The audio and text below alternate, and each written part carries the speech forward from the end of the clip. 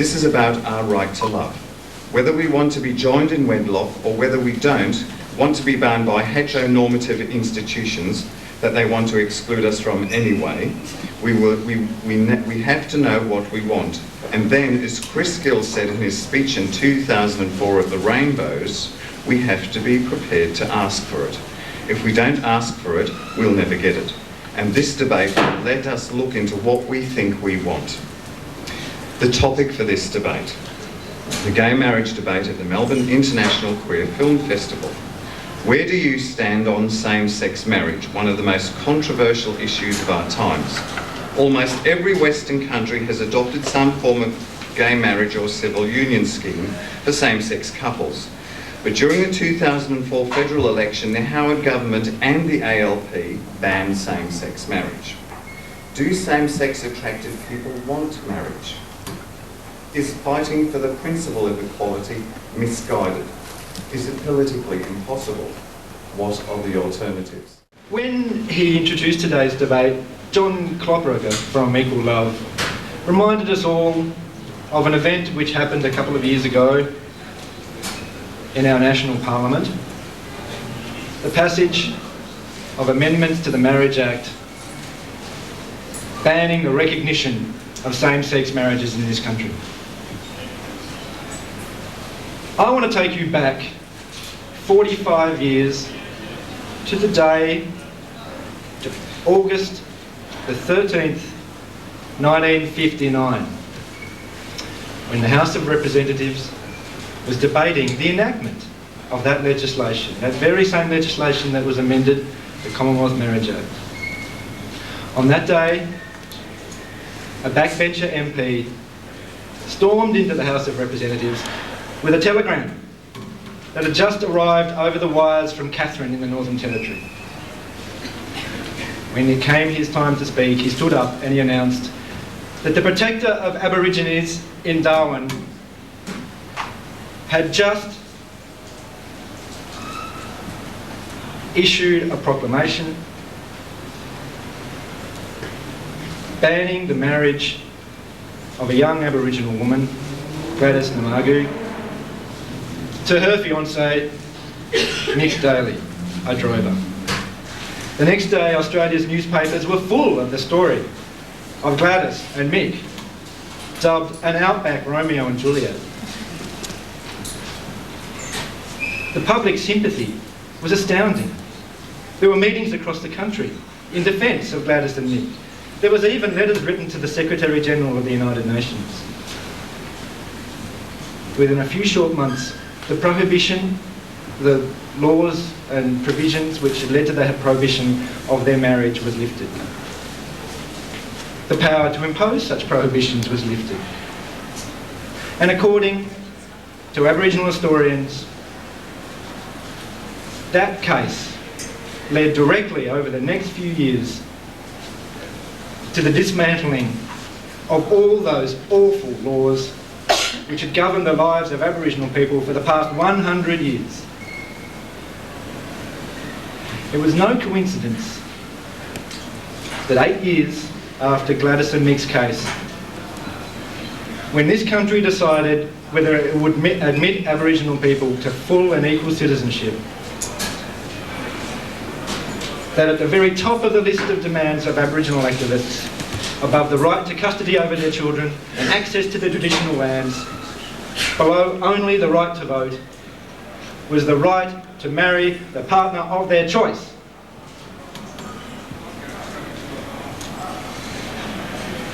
Why was the right to marry the partner of your choice such an explosive issue? When the state says to you that you don't have the right to marry the person of your choice, it's saying that you are incompetent to make one of the most important decisions that you will ever be called on to make. To trust another person with everything that you are and everything that you have for the rest of your life. But can there be any greater insult to your intelligence and your humanity than to be told that you cannot make that decision? Yeah. Like it or not, marriage is still the only language everyone in this society can use to talk about each other, to talk to each other about love. Our shared desire for it, our failure to find it, its absence, its pitfalls, its joys.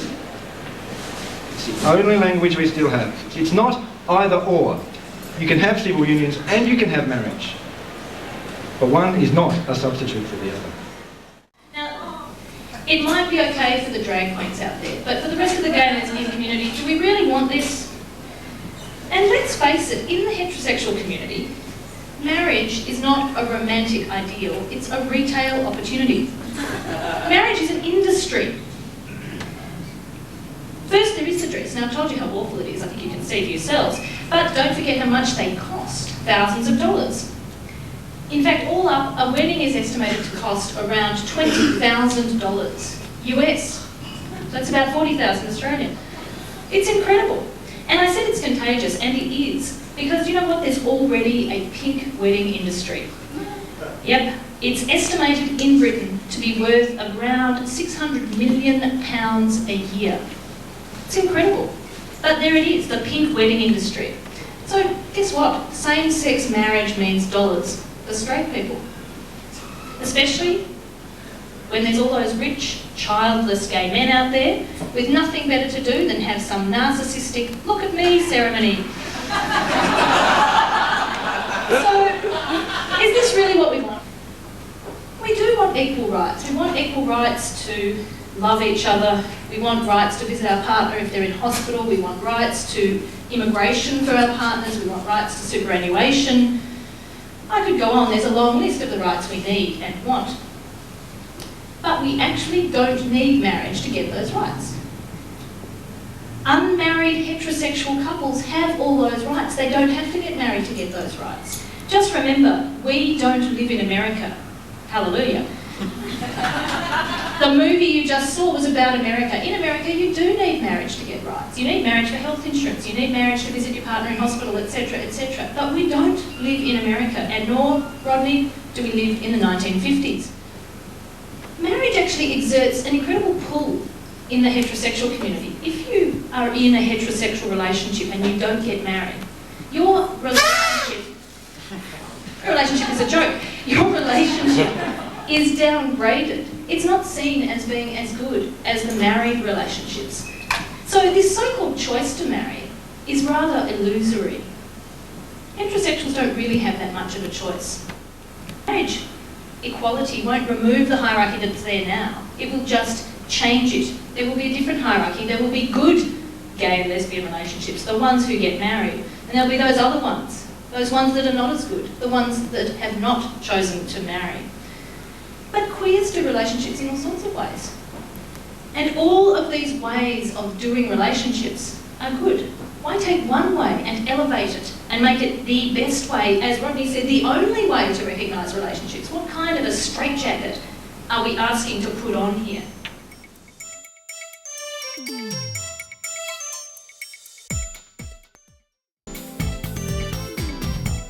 Since I've become an active campaigner in favour of same-sex marriage equality, I have had many interesting conversations with people. some of them scratching their heads and, like Kris, wondering what the hell a feminist is doing campaigning for marriage. But no, I am not confused, and I am on the correct side of the debate today, because Radical Women is campaigning for same-sex marriage equality primarily for two reasons. And the first reason is that denying queers the right to wed is based on homophobia, and we will tolerate none of that, thank you very much. But the second reason is that by winning same-sex equality rights, we'll actually continue a process, which is a process that's already well underway, of helping to change marriage into a rather different institution to the patriarchal one, where one group of men, fathers, give away their property, daughters, to another group of men, husbands. The film Pursuit of Equality characterised the struggle for same-sex marriage equality as a civil rights struggle, which indeed it is, and it invoked the memory of black civil rights leader Rosa Parks, who refused to go to the back of the bus. And when Rosa did that, it was not so much about where she sat on the goddamn bus. That wasn't really what the issue was about. It was about what being forced to go to the back of the bus represented, institutionalised racism. And in challenging that, she was challenging everything that that inequality symbolises. And so it is with the struggle for same-sex marriage equality. There could be many good arguments for riding a bike, or even for walking rather than travelling on a bus. But that is not the point. If we're serious about our rights, we have to take on institutionalised homophobia everywhere where that homophobia manifests itself. For example, I'm an atheist, but denying queers or women the right to become priests is sexist and homophobic. And while I sure as hell don't want to be a priest personally, I do favour equality in the church, because it's a measuring rod of progress made in the battles for women's equality and gay liberation. Same argument applies for the military. I'll be marching next Friday night, 5:30 at the State Library, to impose the imperialist carnage in Iraq, and I'm a fierce opponent of the capitalist military. But to deny women the right to fight in frontline combat is pure sexism. And for every gay man or lesbian who's persecuted in the military, every queer, every one of us suffers. Now, marriage is a scam, it's true. Karl Marx showed how it helps the bosses amass extra profits by stealing one spouse's labour for free to maintain the family. And this provides the bosses, at no cost I might add, with the upkeep of the current generation of workers, plus raising the next generation of workers.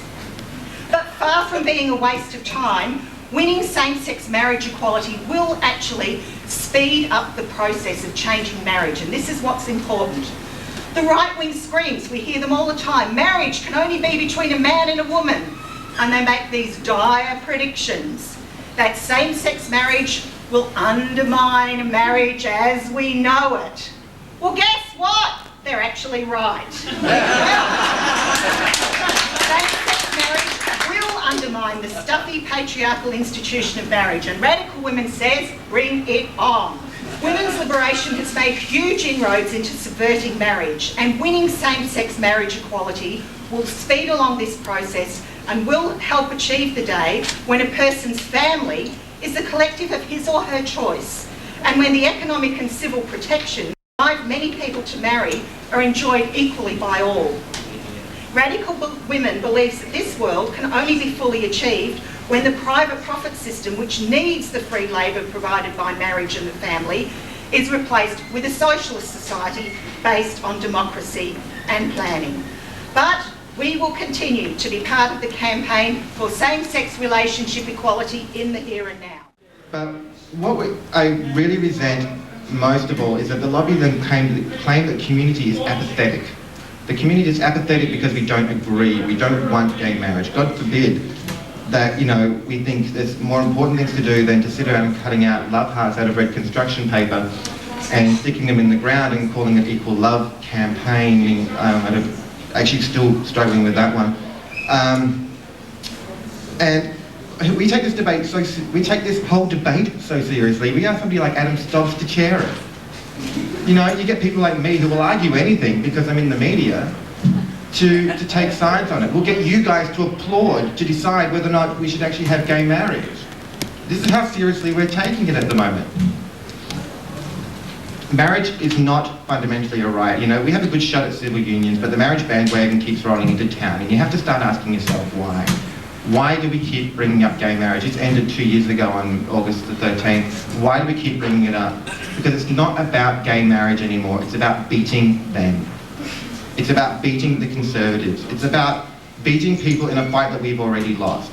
It's about qualifying our relationships to people who don't like us and then asking the government to sanction it. We're looking for approval still. Because maybe if we get that approval from the government, we'll be accepted by those who are rejecting us now. It's not going to happen. I'm telling you now. Your family won't love you more if the government says that the marriage is over. You can get married. You know, your church isn't going to love you more. Conservatives aren't going to love you more. The AFA certainly isn't going to love you anymore. What I really resent most is that I've been told that we need this legal recognition for my relationship to be considered valid. I'm mortified to think that my relationship isn't valid until it is. And I heard that half a dozen times in the documentary. We're validating these relationships. We're validating these relationships. How dare you say that my relationship isn't valid without it?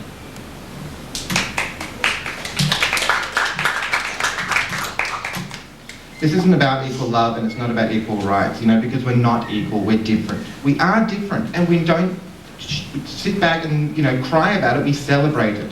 I hate hearing politicians get up on stage and say we need to make kids as normal as possible, let them fit in, rather than actually saying, you know what, kids should be allowed to be a little bit different and let's celebrate that fact.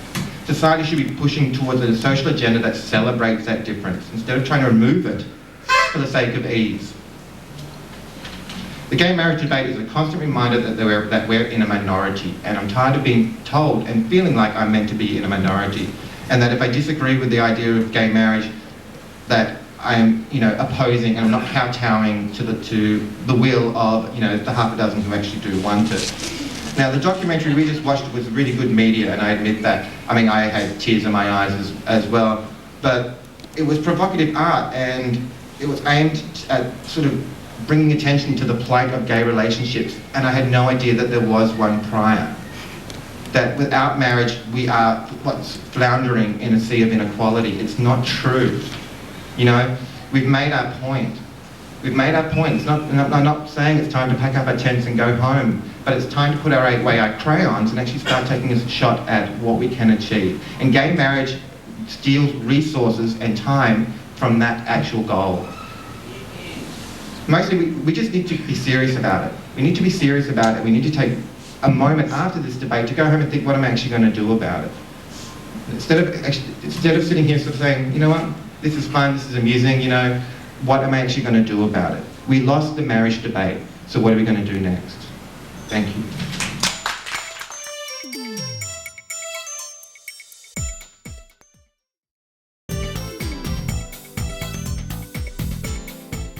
Well, it's not just about law, it's about culture.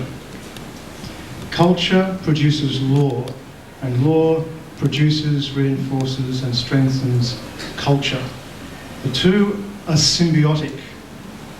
One comes from the other comes from the one. You've got to look at them both. So when we're talking about equal rights and we're talking about legal recognition for gay marriage, for gay relationships, we are talking about changing culture, not simply about changing laws on statute books. And changing culture is far more difficult, it's far more profound, it's far more long-reaching, and that's what we have to be focusing on. And the interplay of that with law. Do you remember The Sum of Us, that wonderful film with Jack Thompson and Russell Crowe during his brief gay phase? Remember that Jack Thompson, towards the end of the film, talks about how he doesn't want a future for his son the way that the future was for a couple of old women. I think it might have been his grandmother or his great aunt. And he has this story about how they've lived together as virtually a couple, sort of sotto voce, you know, for decades. But finally, in the last few years of their lives, their families, their respective legal official families, cultural families, decided they should be separated and put into 2 separate nursing homes for their own good. And he talks about how they must have lain there the night before they were to see each other for the last time. And they're both deaf as posts, so they must have been shouting out their love to one another. And the next morning, there is this poignant, heart-wrenching scene where their families tear them apart literally. And the last look of each woman out the back window of the car as their families take them away. That's what it means to have no legal recognition and no full cultural recognition of a relationship that truly is a marriage. In Boston, I saw this happen. I wasn't all that worried about gay marriage for quite a long time. And then I was in the States when all this stuff was happening. In Massachusetts, basically, queer people argued that the Constitution didn't differentiate between same-sex or different-sex couples. It was a spouse and a spouse. So they pushed the point that the Constitution allowed same-sex marriage. They got it, they were right. Same-sex marriages began. Massive argument, letter-writing campaigns, bishops picketing Parliament, letters read out in every pulpit on Sunday by order of the Cardinal, etc., etc. The Conservatives were scared because they knew that it would take them 2 years before they could get an amendment to the Constitution. And in the meantime, all these people could get married. And you know what they were frightened of? The culture would change. And people would see it really didn't matter all that much. They're just human beings loving each other and getting married. Why not? I was in Boston again in November. My friends were telling me that the mayor of South Boston, or the council member for South Boston, which is the epicentre of Irish Catholic Boston, and Boston is the epicentre of Irish Catholic America, had just come out, this sort of Guinness drinking guy, and said, well, you know, I'm not really going to oppose the same-sex marriage anymore, you know, it's no big deal, people get married, you know, so I'm not going to support this amendment. Let them get married, you know. That's exactly what the Conservatives were frightened of. The culture has changed. The culture reached a point where we could take that push and say, yeah, marriage. The law changed, or the law had to allow it in Massachusetts, and the culture has now changed. We have to do this now because we've got a window of opportunity. The religious right is rising, fundamentalism is on the increase. John Howard, Peter Costello, Hillsong, George Pell, Peter Jensen, these people are terrified of gay marriage because of the cultural, societal shift it represents. We have to get that enshrined in law and moving into the culture before these people get a chance to undo all our work. The very fact that we have a chance to do this now, right now, and maybe we won't in 5 years' time, it's now. The chance we have to do this, the fact that it's here, is clear by the simple fact that people are walking around saying, do you think we should have gay marriage? Do you think there should be gay marriage? Question incomprehensible when most of us were growing up. Just to sum up what the statements were from both of the teams now, the affirmative in the rebuttal is that if you're going to get married, then you won't get bashed. What the negative said, I heard from them, it says, marriage leads to incontinence, and we're not in the USA. Okay, now we come to the good part. This is the adjudication. Okay, your applause will decide whether the affirmative have won or not. Please applaud for the affirmative.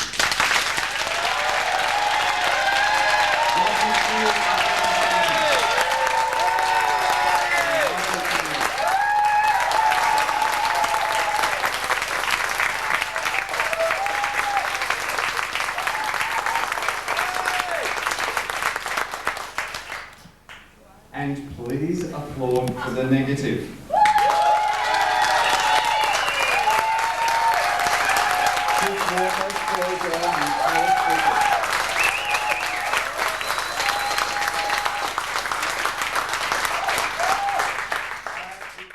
What did you think about the debate today? Oh, it was absolutely fantastic. There were... Everything you thought it'd be? Yes, and more, definitely. There were amazing new ideas for people to think about. A lot of controversial opinions here and there, but it was well worth it. A lot of hard work put in by the VGLRL Equal Love Committee to get this going today. Hello, Equal Love. And do you think it was all worthwhile? Oh, absolutely. It was fantastic. And this sort of issue, it's such a such a controversial issue. It needs to be discussed. It needs to be debated. Our community needs to work out what it thinks about it. Sally, what did you think about the debate? Well, look, I went for the negative because the two mental ahas for me were Troy Gurr saying this is words to the effect, this is squashing other debates, and then Tallace Bissett saying we've got a diverse range of things within the queer communities, and I'm beginning to get worried on two fronts that we're not getting enough debate about basic federal equal opportunity law for sexual orientation and gender identity, and you can have gay marriage law, but as that wouldn't do anything for Rodney's dude Rodney was talking about, who was beaten up. No anti-discrimination law, no anti-vilification law, no anti-violence. People don't ask you first if you're married or not before they hit you. Right. And the thing is, in terms of what Michael Kelly was saying about changing the culture, well, the experience in Victoria with having equal opportunity law for transgender is that before we had that, 95% of trans people who tried to transition within the one job lost their job. Now we've got transgender people in the police force, the fire brigade, Absolutely. and it's a big deal. So that is a way of changing the culture. As Martin Luther King says, the law may not change the heart, but it may restrain the heartless. And I think those laws would be more effective than gay marriage to get that equal opportunity law, because it would open up so many other doors, and then you could get gay marriage down the track if you wanted it. So I'd rather go that way and put the emphasis back on equal opportunity law, because the other thing is it forgets that gay marriage forgets, what about people who are single? They still need protection as well. They still need the same rights, absolutely. So even though on a judge of hands today, ladies and gentlemen, that the affirmative actually won, you still would argue the opposite? Absolutely. I don't believe there's anything, we'll say, wrong with gay marriage. I just think that there's more effective things we could be doing at the moment. And I think we are being reactive to the Howard government in getting conned into the gay marriage debate. It's time we took the agenda back. I absolutely agree with you, and it does not address the whole transgender field at all. Well, that's right. And then you go into the issue of intersex identity, there needs to be a fuller debate on all of these things. Thank you very much, Sally Goldner. Thank you, Michael King. Mwah.